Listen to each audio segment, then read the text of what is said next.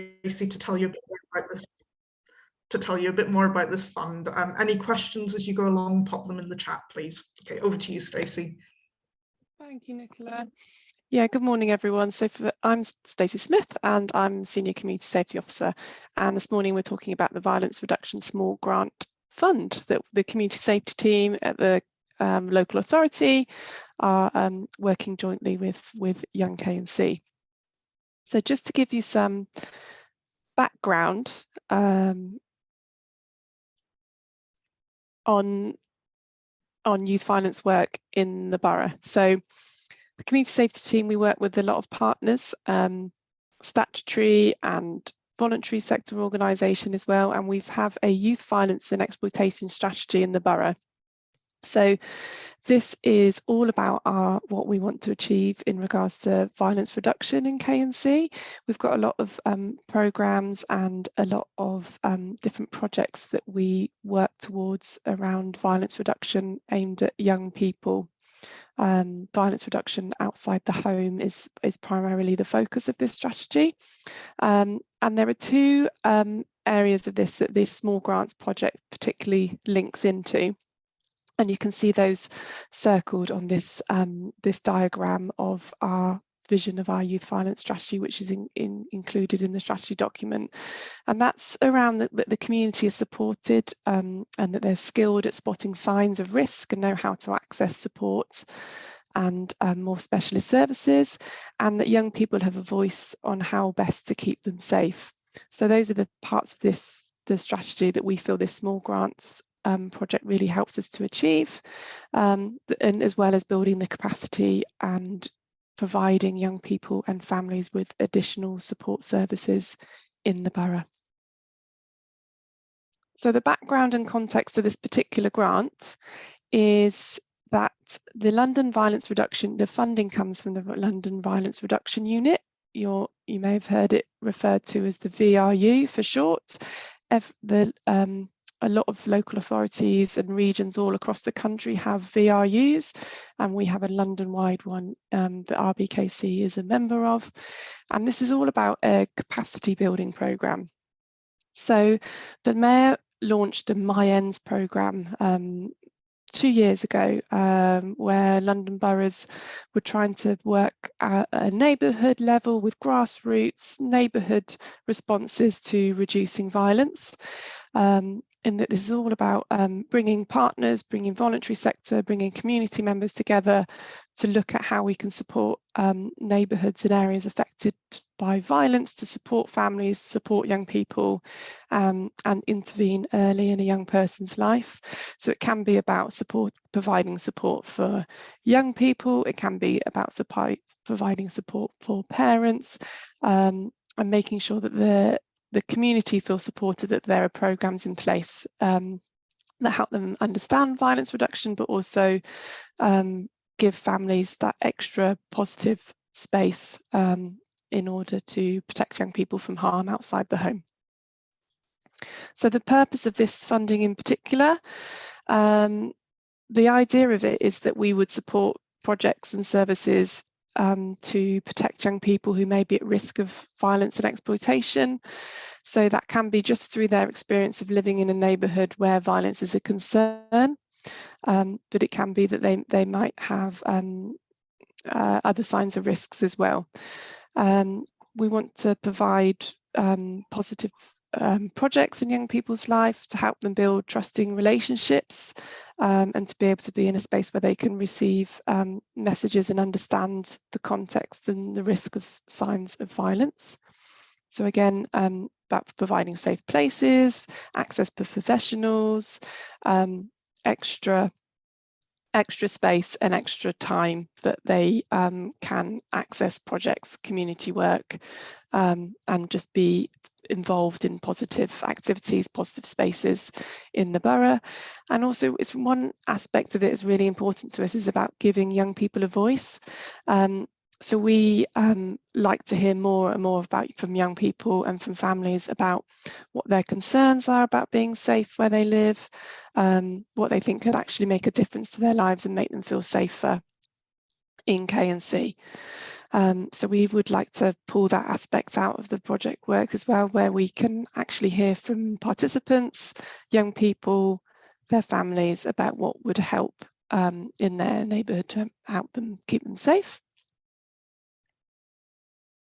So what can be funded? So the main focus is 2 particular wards in North Kensington, which are Nottingdale and St Helens wards. But having said that, they don't need to live in those wards. You don't need to have people in your projects that live in those wards. They might go to school there. They might access other services there. They might just have a family connection with those wards. We appreciate it's quite a small area, so don't feel too restricted around just those 2 wards in North Kensington.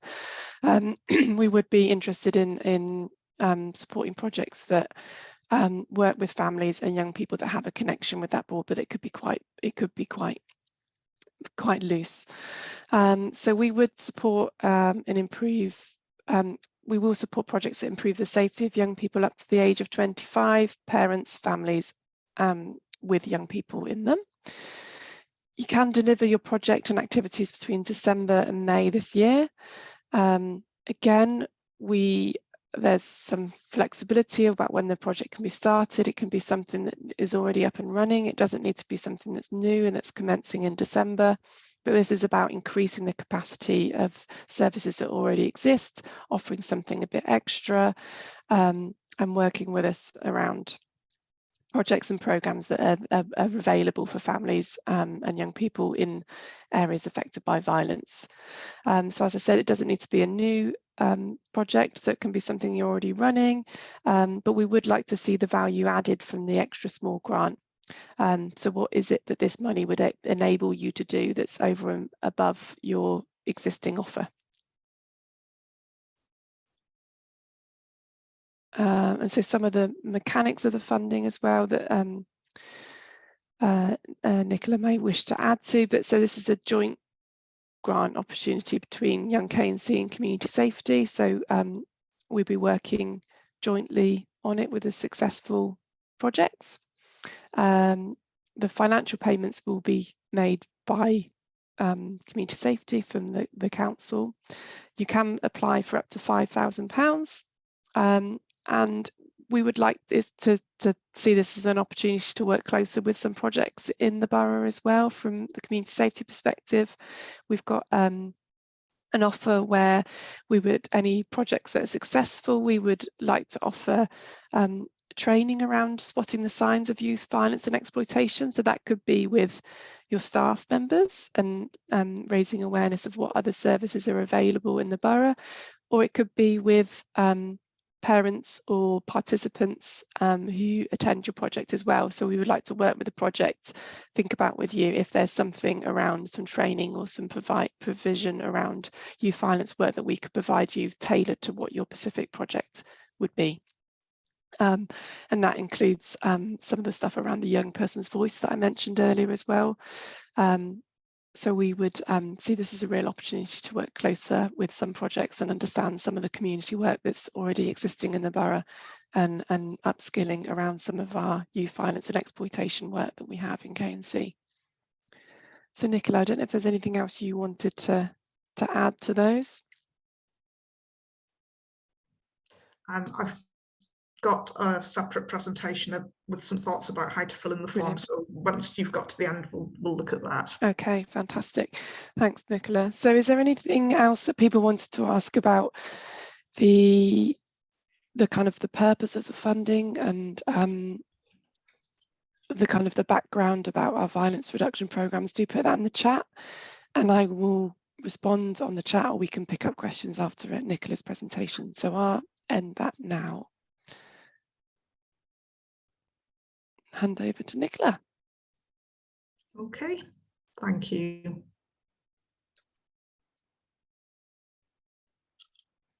Okay, thanks everybody. Any questions just quickly before we move on to the next presentation? Stunned silence. Okay, right, I will try and share my screen.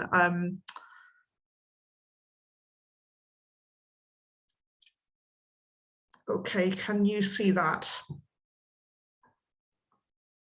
Yes, we can, Nicola. It's just come on. Great. Okay. Now, I really hope here that I'm not teaching my grandmother to suck eggs, because I'm aware there's some people in this room who have a lot of experience of fundraising, and I have to say that I started from the basics with this. I was asked to say something a little about how to apply for this grant and how to fill in the application form. I did think about taking you through the form, but that would be quite boring, I think. So I tried to think about how I would approach this if I was applying for a grant for this fund. The first thing I'm going to say, which is the real teaching your grandmother to suck eggs, which I deeply apologise for, is you must read the criteria really, really carefully. With any grant fund that you're applying for, the first thing that I would do is, if possible, print out all the information you have about it, sit down and read it really carefully. What I like to do is to try and highlight what I think are the key points. Now, Stacey's actually just said what some of the key points were. If you had particularly that slide about the purpose of the funding, you know, to protect young people who might be at risk, to provide positive messages, trusting relationships, young people receiving messages about the risk of violence, safe spaces, giving young people a voice. There were some very clear criteria there. And so it's just keeping those criteria in mind when you're filling in the application form and thinking about, you know, you probably already have some strengths in this area, you know, so you quite possibly already have some really strong trusted relationships with the young people that you work with. You may also have a safe space that you provide for young people that you work with.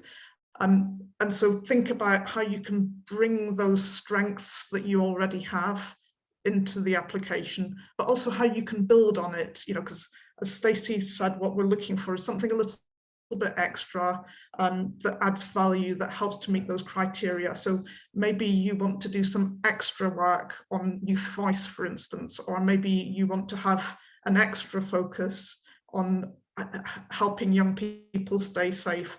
I mean, it will depend very much on your individual projects, but these would be the early things that I would be thinking about when I look at the criteria for this fund. There are obviously some key things there about the age range, the geographical location, the timescale of the project, the amount of money. It's just worth having all of these things clearly in mind as you're thinking about what you're going to apply for and how you're going to apply. The next thing I'd be thinking about before I even put pen to paper on the application form is just having a think about what you want to do for this project. £5,000 is a relatively small grant. Things you need to think about is, you know, are you going to do a new programme, or is this an increase in capacity of an existing service? I like to think about sort of how the money could be allocated over the length of time of the project, you know, so I roughly worked out, you know, it's a 6-month project, £5,000, that's about £200 a week if you did it pretty much every week.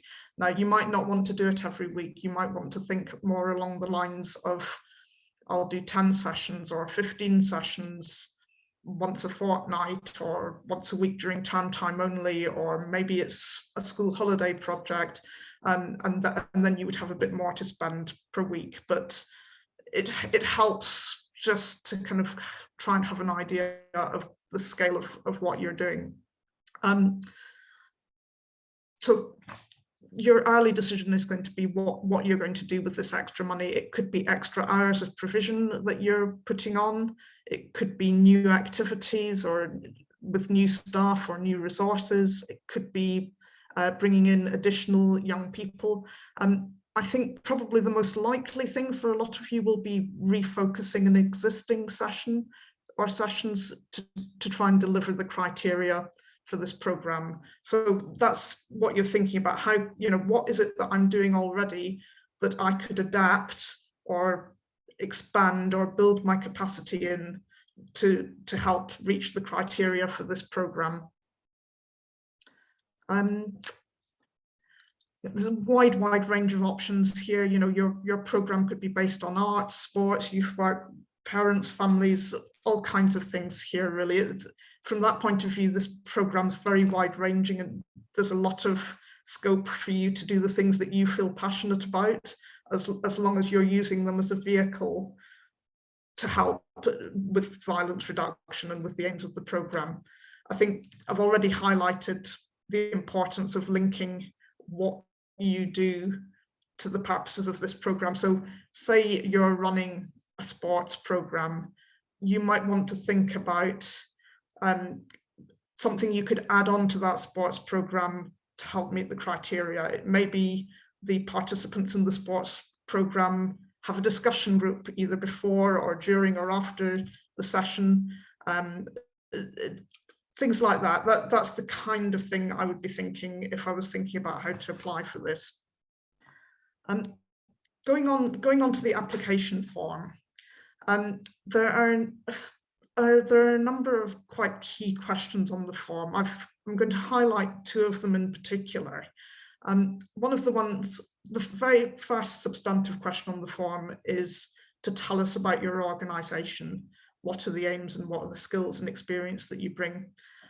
The advice I would give about this is whenever you answer a question on the application form, use the same tense as the question is asked in. So this question is asked in the present tense, and so answer the question in the present tense and try and answer the question directly. So, what are the aims? Our aims are, and you say your aims, and so on. So in general as well, short sentences and paragraphs are easier for people to read. If you look at how, say, the BBC reports, on its website, you'll see very, very short sentences and short paragraphs and lots of headings. And that's because that's very easy for people to read, and you want your application to be really easy for the panel to read. This first question about what you do, it's an opportunity to highlight recent successes. Maybe you've won an award, or maybe it's a bit of feedback that a parent or a child has given you about something that your organisation is doing well, something that you feel proud of, maybe something really good that happened over the summer that you want to tell us about. I think I would avoid sort of getting into the history of your organisation. Telling me that Hackney Play Association was set up 50 years ago isn't really telling me what you do now. So try to be as specific as possible and try to use all of your 200 words. I know that sounds obvious, but we get applications where people have done a one-sentence answer and it just doesn't tell us what we need to know. My trustees have suggested to me that we need to try and give our applicants more examples of how to fill in our application forms. So I've had a go at doing that for the first time. And so this is my attempt actually at a slightly shortened version of how that first question about the organisation might be answered. I've made up a fictitious youth club that conveniently happens to be in Nottingdale ward, but you can see I've used headings there.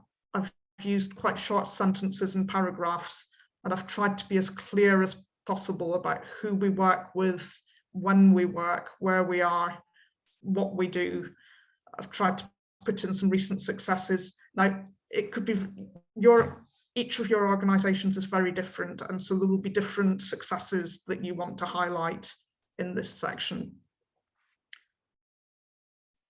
The other question that I've highlighted, because I think it's probably the single most important question on the form, is what will your organisation or project do and how will it make a difference? Again, short sentences and paragraphs. Now, this question is actually being asked in the future tense. We're not asking about what you did last year or what you're doing at the moment. We're asking what you will do next if you get this money. And so you need to use the future tense when you answer this question. And I think when we've done fundraising training previously, we've talked about the 5 rules of journalism, saying who, what, when, where, and why. These are really important things to say. The other thing about this question is this is where you're going to link your plans with the criteria that Stacey is looking for. So the criteria that Stacey talked about in the purpose of funding, about protecting young people at risk, positive messages, trusted relationships, safe spaces, giving young people a voice. This is where you're going to say what your plans are to do those 4 things, or to do some of those 4 things. So again, I've had a go here at giving you an example. It's very dense text, and this is a bit of a star youth club. They're a little bit too perfect actually, this youth club, for my liking. But again, trying to be really clear, you know, Star Youth Club will organise a series of 15 youth discussion workshops on the theme of staying safe. So trying to just go straight in there with that first sentence and say something really clear about what you're going to do that is really obviously going to meet the criteria, you know, and then going on to say exactly when and where. And so what I've done here, I've put it into 2 sections. I've said what the project will do, but then the second section, how will this make a difference? And so what I've tried to do is I've tried to look at Stacey's criteria and to explain how what my organisation is going to do meets those criteria. And that's what you're looking to do really in any funding application that you do, is to show how what you will do is going to meet the funders' criteria. And it doesn't have to be the way I've set it out here. Your projects are all very, very different. And the one risk with trying to give an example is that this example won't work for everybody. And you may well have far, far better ideas than I do about ways of addressing the criteria in this project. Just quickly, some other key questions to consider. There's questions on there about how young people will be supported to share their views about what helps them to feel safe, and how will you do that? Again, we're open to your ideas here, what you think will work for you based on the work that you've done already. Creative ideas are welcome here as well. There's a question about describing the young people and families who will be involved. And again, anything that you can tell us from your data about how many young people you expect to attend, you know, what the age range is, ethnicity, gender, eligibility for free school meals, if you have that information. You can also use local data about the area, like the census data or the RBKC ward profiles. But the more information you can give us specifically about your young people that you work with, the stronger your answer will be here, really. Other questions here about how the activities will be inclusive and accessible, and also how you're going to publicise your project. That's in there because we know that quite often young people feedback that they don't know what's available in the borough, so publicising the project is a really important part of it. Okay, I'm coming on to the last sections now, also important sections. This is about budgeting. So my advice about budgeting is to try and be as realistic as possible, and to try and factor in as much of your costs as possible. So first thing I'm going to say is that it's not an RBKC requirement, but what Young K&C is looking for is for you to be paying at least the London living wage to all of your staff. You quite possibly want to pay more than that to your staff, because youth work is a skilled job. Being a senior youth worker carries a lot of responsibilities, and you may have staff who have specialist skills, you know, so, you know, I would expect potentially sports coaches or professional artists to be charging actually quite a lot more than that for their time. And so, but my basic minimum is we're expecting to see people paying the London living wage. When you're budgeting, however, you need to factor in that there are a lot of other costs that come on top of that. So you've got your employer's national insurance contributions, pension contributions, paid annual leave. Your staff are going to be accruing entitlement to that. There may be other things that you haven't planned for or anticipated, like sickness absence, accruing redundancy, Even, you know, I've said other paid absences, you know, in an extreme situation, you might have to suspend a member of staff on full pay. Hopefully that doesn't happen. But when you're budgeting, you do have to think about all these possible scenarios. I used to factor in that the on costs would take that cost of £11.95 per hour as the headline rate of pay up to more like £15 an hour once some of those on costs are factored in. Similarly, if your basic pay rate is £15 an hour, the actual cost to you as an employer is going to be closer to £18 an hour once you've factored the on costs in. Try to be as clear as possible with your budget. I mean, most youth projects, the budget has a number of categories. The staff costs are probably going to be the single biggest element, and so making sure that you've factored those on costs in is important. Also making sure that your budget tallies with what you've said you've delivered, you know. So in my little example earlier, I said that we would deliver 15 sessions. So in my budget, I've tried to show a budget that is planning for 15 sessions. Equipment is likely to be your next biggest budgetary factor.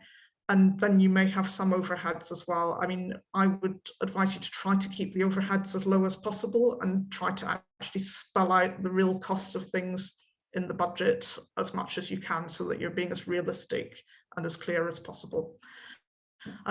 That's all we've got time for, I think, now. But we will be doing an in-person session on fundraising on Friday, the 4th of November at Lancaster Youth Hub, and we'd be really delighted to see any of you there to work on this further. Then we'll be looking at some of the other funds that are available at the moment then as well.